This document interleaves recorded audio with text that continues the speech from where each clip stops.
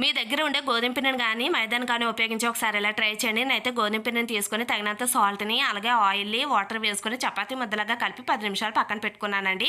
దీంట్లోకి పాకం కోసం 1 కప్పు పంచదారని తీసుకొని అలాగే కొంచెం వాటర్ వేసుకొని కరిగిన తర్వాత 2 ఇలాచీని కూడా వేసుకొని పాకం వచ్చాక నిమ్మరసాన్ని పిండి పక్కనైతే పెట్టేసుకున్నాను.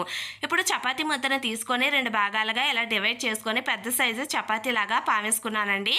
రౌండ్ షేప్ కోసం ఒక ప్లేట్ సహాయంతో రౌండ్గా వచ్చేలాగా ఇలా చేసుకున్నాను. తర్వాత వీడియోలో చూపిస్తున్న విధంగా చాకుని ఉపయోగించుకొని ఇలా కట్ చేసుకుంటున్నానండి. ఇలా మీకు నచ్చినన్ని పీసెస్గా కట్ చేసుకొని తర్వాత వీడియోలో చూపిస్తున్న విధంగా ఒక్కొక్క దాన్ని ఇలా స్లోగా రోల్ చేసుకోవడమేనండి.